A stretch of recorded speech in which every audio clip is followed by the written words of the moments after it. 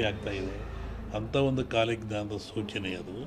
ಆ ದೃಷ್ಟಿಯಿಂದ ನಮ್ಮ ಈ ನಾಡಿಗೆ ನಾವು ಬರೋದಾದರೆ ಇದು ಇನ್ನೂ ಜನವರಿ ಫೆಬ್ರವರಿ ಹೇಳೋಕ್ಕೆ ಬರೋದಿಲ್ಲ. ನಾನು ಮೊನ್ನೆ ಹೇಳಿದ್ದಲ್ಲ ನಿಮ್ಮ ಇದರಲ್ಲಿ ಕಾರ್ತೀಕ ಮತ್ತು ಆಶ್ವೀಜದಲ್ಲಿ ಹಳ್ಳಿಗಳಲ್ಲಿ ಹೆಚ್ಚಾಗ್ತಾಯಿದೆ ಕಾಯಿಲೆ, ಇದು ಹೆಚ್ಚಾಗ್ತಾ ಇದೆ. ಆಮೇಲೆ ಇನ್ನೂ ಮಳೆ ಬರೋ ಲಕ್ಷಣಗಳು ಭಾಳ ಇದ್ದಾವೆ, ಜನಗಳಲ್ಲಿ ಅಶಾಂತಿ ಆಗ್ತಕ್ಕಂಥದ್ದು ಲಕ್ಷಣಗಳಿದ್ದಾವೆ. ಏನು ಯುಗಾದಿ ಮೇಲೆ ಇದನ್ನು ನಿರ್ಣಯಿಸಬೇಕು ಏನು ಅಂತ. ನೆಕ್ಸ್ಟು ಇನ್ನೊಂದು ಸೆಕೆಂಡ್ ಟೈಪ್ ಇದೇ ರಿಟರ್ನ್ ಆಗ್ತಾಯಿದೆ. ರಿಟರ್ನ್ ಅಂದರೆ ಕಾಯಿಲೆ ವಾಯು ಬಗ್ಗೆ ಬರುವಂಥದ್ದು. ಈ ಕೊರೋನಾ ವಾಯುವಿಂದ ಬರೋದಲ್ಲ, ವಾಯು ಮಾಧ್ಯಮ ಅಲ್ಲ ಇದಕ್ಕೆ. ಕೊರೋನಾ ತೂಕವಾಗಿರುತ್ತಿದ್ದು, ತೂಕವಾಗಿರೋದ್ರಿಂದ ಕೆಮ್ಮಿದರೆ, ಕೆಕ್ಕಿಸಿದರೆ, ಉಗಿದ್ರೆ ಕಫ ಬಂದು ಆ ಕಫ ನಮ್ಮಲ್ಲಿ ಬರ್ತದೆ ವೈರಸ್ಸು ಅಂತ. ಈಗ ನೆಕ್ಸ್ಟ್ ಇದು ಇನ್ನೊಂದು ಸ್ಟೆಪ್ ಏನು ವಾಯು ಗಾಳಿಯಿಂದ ಬರುವಂಥದ್ದು. ಅದು ಬಂದು ಮಾನಸಿಕ ವಾಸ್ತೆ ತರುವಂಥ ಕಾಯಿಲೆ ಇದೆ. ಅದ್ರ ಬಗ್ಗೆ ಇನ್ನೂ ಒಂದು 2-3 ತಿಂಗಳು ಕಳೀಬೇಕು ಅದರಲ್ಲಿ. ಅದು ಒಟ್ಟು ಮನುಷ್ಯ ಎಚ್ಚರವಾಗಿದ್ದು ಆರೋಗ್ಯ ಕಾಪಾಡ್ಕೊಂಡು ಸ್ವಚ್ಛತೆಯನ್ನು ಕಾಪಾಡ್ಕೋಬೇಕು ಮನುಷ್ಯ. ಅವ ನೈರ್ಮಲ್ಯವನ್ನು ಕಾಪಾಡ್ಕೋಬೇಕು, ಅದು ಭಾಳ ಮುಖ್ಯವಾದ್ದು. ನಾವೇನು ಹೇಳೋಕ್ಕೋ ಅದ್ರ ಬಗ್ಗೆ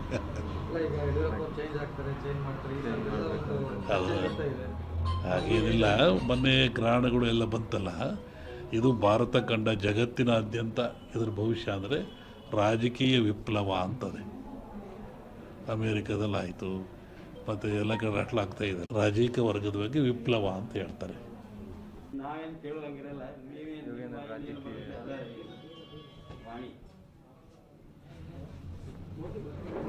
ಜಗತ್ತಿನಲ್ಲಿ ಅತ್ಯಂತ ಶ್ರೇಷ್ಠ ಜ್ಞಾನ ವಿವೇಕವುಳ್ಳದ್ದು ಯಾವುದು ಅಂದರೆ ಮನುಷ್ಯನಿಗೆ ಬುದ್ಧಿಶಿ ಇದೆ, ಜ್ಞಾನ ಇದೆ, ತಿಳುವಳಿಕೆ ಇದೆ ಅಂತ ಹೇಳ್ತಾರೆ. ಅಂಥ ಮನುಷ್ಯ ಆಗಾಗ ಅಜ್ಞಾನಕ್ಕೊಳಪಟ್ಟರೆ, ಅವಿವೇಕಕ್ಕೊಳಪಟ್ಟರೆ, ತನ್ನ ಆಚಾರ ವಿಚಾರಗಳನ್ನು ಕಳ್ಕೊಂಡ್ರೆ ಅಂತಹ ಮನುಷ್ಯ ಎಚ್ಚರಿಕೆಗಾಗಿ ಜಗತ್ತಿನಲ್ಲಿ ಕಾಲದಿಂದ ಅನೇಕ ರೋಗಗಳು ಬರ್ತಾಯಿದ್ದಾವೆ, ಕಾಯಿಲೆಗಳು ಬರ್ತಾಯಿದ್ದಾವೆ. ಈ ಬರುವಂಥ ಕಾಯಿಲೆಗಳು ಮನುಷ್ಯನಿಗೆ ತಿಳುವಳಿಕೆ, ಜ್ಞಾನ, ವಿವೇಕ ಮೂಡಿಸ್ತಕ್ಕಂಥದ್ದು. ಹಾಗೆ ಈಗಲೂ ಬಂದಿರತಕ್ಕಂಥದ್ದು ಕೊರೋನಾ ಅಂತೇಳಿ. ಈ ಕೊರೋನಾ ಎನ್ನತಕ್ಕಂಥ ಕಾಯಿಲೆ ಇದೇನು ಹೊಸತೇನಲ್ಲ, ಇದು ಹಳೆಯ ಕಾಯಿಲೆ. ಹಿಂದಿನ ಕಾಲದಿಂದಲೂ ಜನರಲ್ಲಿ ಗಂಟ್ಲು ಬೇನೆ, ಗಂಟಲು ರೋಗ ಅಂತ ಕರಿತಾಯಿದ್ರು. ಅದು ಬಂದದ್ದು 2 ದಿನಕ್ಕೆ ಸತ್ತೋಗ್ತಾಯಿದ್ದು ಮನುಷ್ಯ. ಶ್ವಾಸಕೋಶಕ್ಕೆ, ಗಂಟ್ಲಿಗೆ ಬರುವಂಥ ಕಾಯಿಲೆ. ಇದು ಯಾತ್ರಿಂದ ಬರುತ್ತೆ ಅಂತ ನಾವು ಸ್ವಲ್ಪ ಯೋಚನೆ ಮಾಡಿದರೆ, ಸ್ವಚ್ಛತೆಯನ್ನು ಮನುಷ್ಯ ಕಳ್ಕೊಳ್ತಾ ಇದ್ದಾನೆ. ಆರೋಗ್ಯ ಅಂದರೆ ಸ್ವಚ್ಛತೆ ಅಂತ. ಆ ಕಳ್ಕೊಳ್ಳೋದ್ರಿಂದ, ಸ್ವಚ್ಛತೆ ಶುದ್ಧ ಇದರಿಂದ ಮನೆಯಲ್ಲಿ, ಹೊರಗೆ, ಒಳಗೆ ಎಲ್ಲ ಕಡೆ ಕಳ್ಕೊಂಡ್ರೆ ಕಾಯಿಲೆ ಬೆನ್ನರ್ತಾ ಇದೆ. ಇಂತಹ ಕಾಯಿಲೆ ಇದು ಘೋರವಾಗಿರ್ತಕ್ಕಂಥ ಕಾಯಿಲೆ. ಕೇವಲ 1 ಗ್ರಾಮ್ ತೂಕ ಇರತಕ್ಕಂಥ ಕಾಯಿಲೆ ಇದು ಜಗತ್ತನ್ನೇ ಎದುರಿಸ್ತಾ ಇದೆ. ಮನುಕುಲಕ್ಕೆ ಇದು ಮಾರಕವಾಗಿದೆ. ಇದು ಮುಂದೆ ಇನ್ನೂ ಹೆಚ್ಚಾದ ಲಕ್ಷಣಗಳು ಭಾಳ ಇದ್ದಾವೆ ಜಗತ್ತಿನಾದ್ಯಂತ. ನಾನು ಹಿಂದೆ ಒಂದು ಹೇಳಿದ್ದೆ, ಸಿರಿವಂತ ಮಗನುಟ್ಟಿ ಆಳುವನು ಮುನಿಪುರವ, ಯುದ್ಧವಿಲ್ಲದೆ ಮಡಿಯ ಪುರವಲ್ಲ ಕೂಳಾದೀತು. ಸಿರಿವಂತ ಮಗನುಟ್ಟಿ ಆಳುವನು ಮುನಿಪುರವ. ಮುನಿಪುರ ಅಂದರೆ ಅಮೇರಿಕಾ ದೇಶವನ್ನು ಸನ್ಯಾಸಿ ಊರು ಅಂತ ಕರೀತಾರೆ. ವಿಷ್ಣು ವಾಮಾವತಾರದಲ್ಲಿ ಅಲ್ಲಿ ಅವನು ಭೂಮಿ ತೊಳೆದಿದ್ದು, ಸಂಪದ್ಭರಿತ ರಾಜ. ಅದು ಸನ್ಯಾಸಿ ದಾನ ಕೊಟ್ಟದ್ದು, ಅದನ್ನು ಮುನಿಪುರ ಅಂದರು. ಆ ಮುನಿಪುರ ಒಬ್ಬ ಸಿರಿವಂತ ಹುಟ್ಟಿ ಆಳ್ತಾನೆ. ಡೊನಾಲ್ಡ್ ಟ್ರಂಪ್ ಮನೆ ಹೋದ್ನಲ್ಲ, ವಿತೌಟ್ ಬ್ಯಾಟರಿ ಜಗತ್ತು ಹಾಳಾಗೋಗ್ತದೆ ಅಂತ. ಹಾಗೆ ಅವನ ಕಡೆ ದಿನಗಳಲ್ಲಿ ಮಳೆಗಳು, ಬೆಳೆಗಳು ನಾಶವಾಯಿತು. ಕೊರೋನಾ ಇನ್ನೂ ಜಾಸ್ತಿ ಆಗ್ತಾಯಿದೆ. ಅಂಥ ಒಂದು ಕಾಲಜ್ಞಾನದ ಸೂಚನೆ ಅದು. ಆ ದೃಷ್ಟಿಯಿಂದ ನಮ್ಮ ಈ ನಾಡಿಗೆ ನಾವು ಬರೋದಾದರೆ ಇದು ಇನ್ನೂ ಜನವರಿ ಫೆಬ್ರವರಿ ಹೇಳೋಕ್ಕೆ ಬರೋದಿಲ್ಲ. ನಾನು ಮೊನ್ನೆ ಹೇಳಿದ್ದಲ್ಲ ನಿಮ್ಮ ಇದರಲ್ಲಿ ಕಾರ್ತೀಕ ಮತ್ತು ಆಶ್ವೀಜದಲ್ಲಿ ಹಳ್ಳಿಗಳಲ್ಲಿ ಹೆಚ್ಚಾಗ್ತಾಯಿದೆ ಕಾಯಿಲೆ, ಇದು ಹೆಚ್ಚಾಗ್ತಾ ಇದೆ.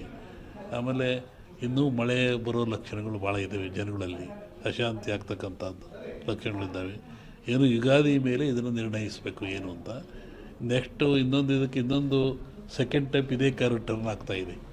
ರಿಟರ್ನ್ ಅಂದರೆ ಕಾಯಿಲೆ ವಾಯು ಬಗ್ಗೆ ಬರುವಂಥದ್ದು. ಈ ಕೊರೋನಾ ವಾಯುವಿಂದ ಬರೋದಲ್ಲ, ವಾಯು ಮಾಧ್ಯಮ ಅಲ್ಲ ಇದಕ್ಕೆ. ಕೊರೋನಾ ತೂಕವಾಗಿರುತ್ತಿದ್ದು, ತೂಕವಾಗಿರೋದ್ರಿಂದ ಕೆಮ್ಮಿದರೆ, ಕೆಕ್ಕಿಸಿದರೆ, ಉಗಿದ್ರೆ ಕಫ ಬಂದು ಆ ಕಫ ನಮ್ಮಲ್ಲಿ ಬರ್ತದೆ ವೈರಸ್ಸು ಅಂತ. ಈಗ ನೆಕ್ಸ್ಟ್ ಇದು ಇನ್ನೊಂದು ಸ್ಟೆಪ್ ಏನು ವಾಯು ಗಾಳಿಯಿಂದ ಬರುವಂಥದ್ದು. ಅದು ಬಂದು ಮಾನಸಿಕ ವಾಸ್ತೆ ತರುವಂಥ ಕಾಯಿಲೆ ಇದೆ. ಅದ್ರ ಬಗ್ಗೆ ಇನ್ನೂ ಒಂದು 2-3 ತಿಂಗಳು ಕಳೀಬೇಕು ಅದರಲ್ಲಿ.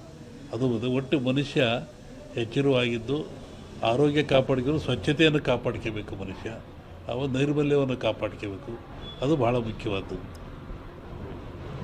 ನಾವೇನು ಹೇಳಕ್ಕೆ ಅದ್ರ ಬಗ್ಗೆ ಅದು ಹಾಗೇನಿಲ್ಲ.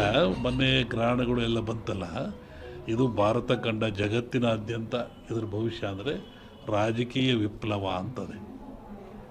ಅಮೇರಿಕಾದಲ್ಲಾಯಿತು, ಮತ್ತು ಎಲ್ಲ ಕಡೆ ರಟ್ಲಾಗ್ತಾ ಇದೆಯಲ್ಲ, ಹಾಗೆ ಇಂಡಿಯಾನೂ ಸೇರಿದಂತೆ ಜಗತ್ತಿನಾದ್ಯಂತ ರಾಜಕೀಯ ವಿಪ್ಲವ ಆಗ್ತದೆ, ಏರಿಳಿತ ಆಗ್ತದೆ ಅಂತ ಒಂದು ಮಾತಿದೆ. ಅದು ಗ್ರಹಣಗಳು ಫಲದಿಂದ. ಅದಿನ್ನೂ ಡಿಸೆಂಬರ್, ಇನ್ನೂ ಒಂದು ಜನವರಿ ಒಳಗೆ ಟೈಮ್ ಇದೆ ಅದಕ್ಕೆಲ್ಲ. ಒಬ್ಬರು ವಿಷಯ ನಾನು ಹೇಳಲ್ಲ, ಜಗತ್ತು ರಾಜಕೀಯ ವರ್ಗದ ಬಗ್ಗೆ ವಿಪ್ಲವ ಅಂತ ಹೇಳ್ತಾರೆ.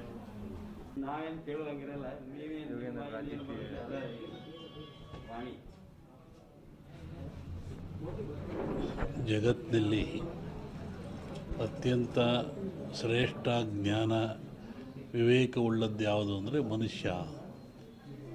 ಮನುಷ್ಯನಿಗೆ ಬುದ್ಧಿಶಿ ಇದೆ, ಜ್ಞಾನ ಇದೆ, ತಿಳುವಳಿಕೆ ಇದೆ ಅಂತ ಹೇಳ್ತಾರೆ.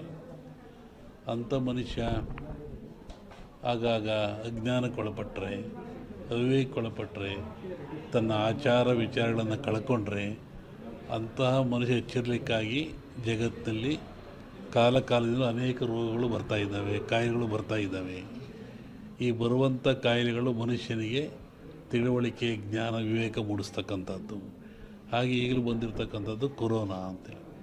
ಈ ಕೊರೋನಾ ಎನ್ನತಕ್ಕಂಥ ಕಾಯಿಲೆ ಇದೇನು ಹೊಸ್ತೇನಲ್ಲ, ಇದು ಹಳೆಯ ಕಾಯಿಲೆ. ಹಿಂದಿನ ಕಾಲದಿಂದಲೂ ಜನರಲ್ಲಿ ಗಂಟ್ಲು ಬೇನೆ, ಗಂಟಲು ರೋಗ ಅಂತ ಕರಿತಾಯಿದ್ರು. ಅದು ಬಂದದ್ದು 2 ದಿನಕ್ಕೆ ಸತ್ತೋಗ್ತಾ ಇದ್ದು ಮನುಷ್ಯ. ಶ್ವಾಸಕೋಶಕ್ಕೆ, ಗಂಟ್ಲಿಗೆ ಬರುವಂಥ ಕಾಯಿಲೆ. ಇದು ಯಾತ್ರಿಂದ ಬರುತ್ತೆ ಅಂತ ನಾವು ಸ್ವಲ್ಪ ಯೋಚನೆ ಮಾಡಿದರೆ, ಸ್ವಚ್ಛತೆಯನ್ನು ಮನುಷ್ಯ ಕಳ್ಕೊಳ್ತಾ ಇದ್ದಾನೆ. ಆರೋಗ್ಯ ಅಂದರೆ ಸ್ವಚ್ಛತೆ ಅಂತ. ಆ ಕಳ್ಕೊಳ್ಳೋದ್ರಿಂದ, ಸ್ವಚ್ಛತೆ ಶುದ್ಧ ಇದರಿಂದ ಮನೆಯಲ್ಲಿ, ಹೊರಗೆ, ಒಳಗೆ ಎಲ್ಲ ಕಡೆ ಕಳ್ಕೊಂಡ್ರೆ ಕಾಯಿಲೆ ಬೆನ್ನಿಡ್ತಾ ಇದೆ. ಇಂತಹ ಕಾಯಿಲೆ ಇದು ಘೋರವಾಗಿರ್ತಕ್ಕಂಥ ಕಾಯಿಲೆ. ಕೇವಲ 1 ಗ್ರಾಮ್ ತೂಕ ಇರತಕ್ಕಂಥ ಕಾಯಿಲೆ ಇದು ಜಗತ್ತನ್ನೇ ಎದುರಿಸ್ತಾ ಇದೆ. ಮನುಕುಲಕ್ಕೆ ಇದು ಮಾರಕವಾಗಿದೆ. ಇದು ಮುಂದೆ ಇನ್ನೂ ಹೆಚ್ಚಾದ ಲಕ್ಷಣಗಳು ಭಾಳ ಇದ್ದಾವೆ ಜಗತ್ತಿನಾದ್ಯಂತ. ನಾನು ಹಿಂದೆ ಒಂದು ಹೇಳಿದ್ದೆ, ಸಿರಿವಂತ ಮಗನುಟ್ಟಿ ಆಳುವನು ಮುನಿಪುರವ, ಯುದ್ಧವಿಲ್ಲದೆ ಮಡಿಯ ಪುರವಲ್ಲ ಕೂಳಾದೀತು. ಸಿರಿವಂತ ಮಗನುಟ್ಟಿ ಆಳುವನು ಮುನಿಪುರವ. ಮುನಿಪುರ ಅಂದರೆ ಅಮೇರಿಕಾ ದೇಶವನ್ನು ಸನ್ಯಾಸಿ ಊರು ಅಂತ ಕರೀತಾರೆ. ವಿಷ್ಣು ವಾಮಾವತಾರದಲ್ಲಿ ಅಲ್ಲಿ ಅವನು ಭೂಮಿ ತುಳಿದಿದ್ದು, ಸಂಪದ್ಭರಿತ ರಾಜ. ಅದು ಸನ್ಯಾಸಿ ದಾನ ಕೊಟ್ಟದ್ದು, ಅದನ್ನು ಮುನಿಪುರ ಅಂದರು. ಆ ಮುನಿಪುರ ಒಬ್ಬ ಸಿರಿವಂತ ಹುಟ್ಟಿ ಆಳ್ತಾನೆ. ಡೊನಾಲ್ಡ್ ಯಾರ ಮನೆ ಹೋದ